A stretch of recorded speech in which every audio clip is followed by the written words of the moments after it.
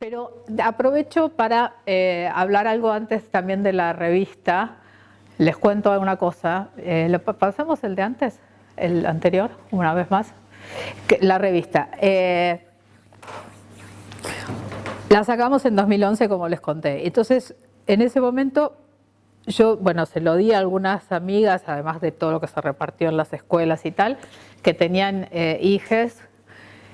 Y una amiga mía volvió y me dijo que lo leyó y que su hijo, que tenía 10 o 11 años, se lo devoró la revista en un rato y que después le dijo, Ma, hablan de la... ¿Cómo fue? Hablan de la masturbación de las nenas, pero no dicen nada de la masturbación de los varones. Y a mí me pareció súper interesante ese comentario, porque era... pucha, tiene razón, ¿no? Se había dado cuenta de algo muy importante.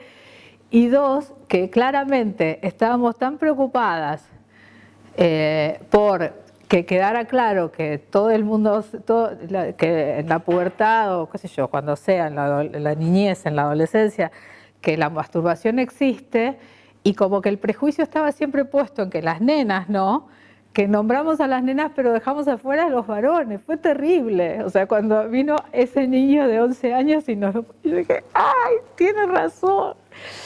Fue muy fuerte porque también ahí hay algo, ¿no? Como que iba de suyo lo masculino, ¿no? Pensando en lo que vos habías dicho también antes. Como que uno también muchas veces se expresa de su propia socialización de género, ¿no? Entonces, eso fue como que... Creo que sí se hablaba de las poluciones nocturnas y tal, pero no se puso el tema fuera de la idea, y eso se dio cuenta ese nene, ¿no? Bueno, vamos al otro y ahora vamos a hablar un poquito de las familias y después vamos a seguir hablando un poquito de las familias.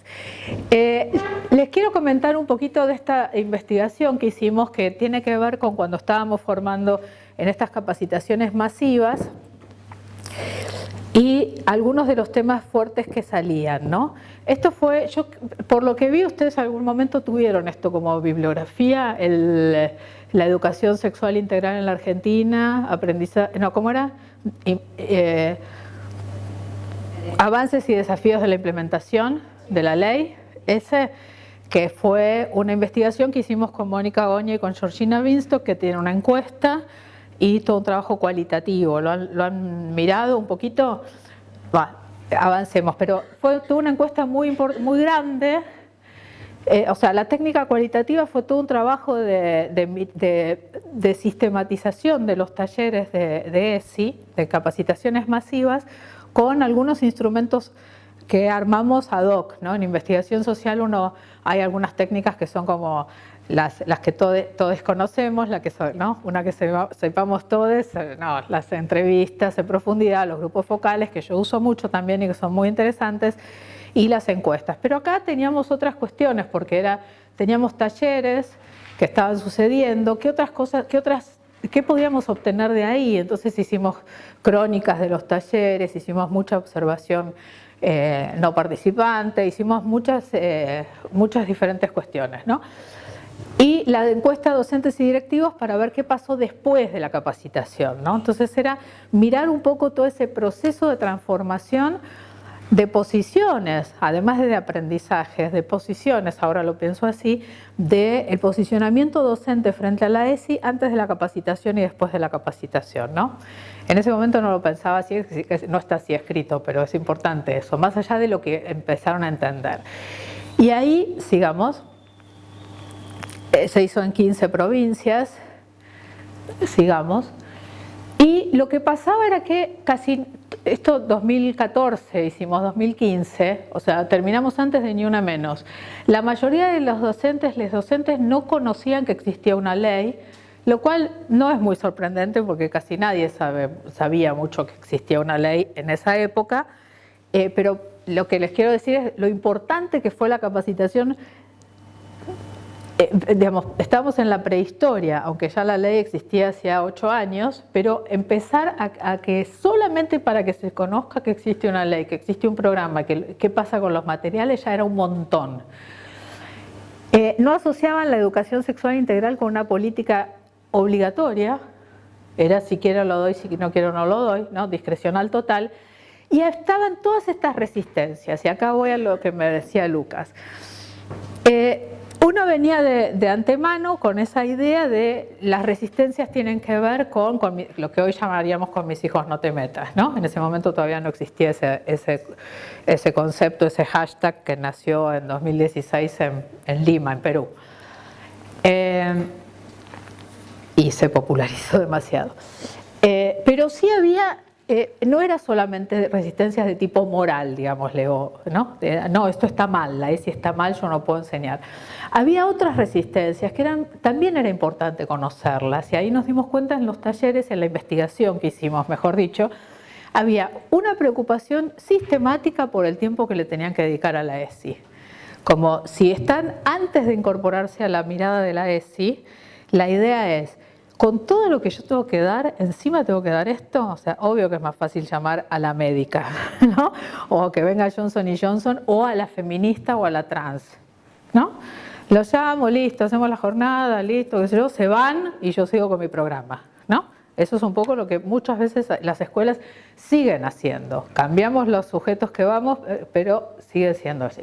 La preocupación por el tiempo que hay que dedicar.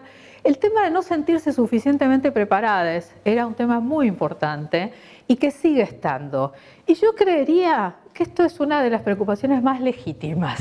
No está bien que la califique, pero está bien que haya una idea de me tengo que preparar para hacerlo. Que no es que voy con lo opuesto, porque con lo opuesto uno va con los prejuicios también. Va con lo que le parece que está bien y con lo que le parece que está mal, va con una idea normalizadora o moralizante. Así sea muy diferente que lo otro, también va con una idea moralizadora. Aunque sea hiperprogre, también va con una idea que no pregunta, que dice qué tiene que pasar, ¿no? Entonces, no sentirse preparados creo que está muy bien, porque lo que abre es el espacio de la formación y el espacio del reconocimiento que no porque seamos de un determinado sexo o género sabemos algo sobre género, no porque hayamos tenido vida sexual sabemos algo sobre la sexualidad, de cómo que hacer una pedagogía de la sexualidad, del deseo, del género. Entonces esto está bueno. El otro era el típico moral, ¿no? Porque no es legítimo trabajar sobre sexualidad en la escuela. Había profes que venían y decían, ¿cómo les voy a enseñar a mis alumnos que está bien ser homosexual? Y yo me acuerdo, yo estaba ahí y le decía, pero es que no está ni bien ni mal. O sea, no tenés por qué decir que no es ese el tema. El tema es que la escuela no puede habilitar ningún tipo de discriminación ni de exclusión de nadie, ni de formatear la vida de una persona. Lo que está mal es discriminar. Porque ser homosexual no está ni bien ni mal, porque ser heterosexual tampoco está ni bien ni mal. Entonces ahí le rompes las jerarquías, le rompes un dogma, pero el tipo 3 días después dijo, como dijo Francisco, ¿quién soy yo para juzgarlo? Le juro, el mismo sujeto. O sea, las cosas que pasaban, el cambio de posición, ¿no? Y el tema del temor a las reacciones de las familias que ya existía en ese momento. Pero ahí hay algo que es medio... si yo, o sea, estoy haciendo una hipótesis acá, ¿no? Hay una parte que es el temor legítimo de, o sea, legítimo quiero decir, o que puede suceder de, buah, tengo que ver cómo hago con ellos. Y hay otra parte que es como, ay, no lo hago porque lo dice la familia. Mejor no, me da tanto miedo que no lo voy a hacer. No es el caso que vos planteas, que gente que va y se forma a propósito, que hace un curso opcional para poder formarse. O sea, no es el me resguardo en el temor para no hacerlo. Pero el me resguardo en el temor para no hacerlo era un tema muy importante. Cuando uno recorre escuelas, digamos, el tema de que es una ley, que es un derecho, pero que es una obligación también es muy importante.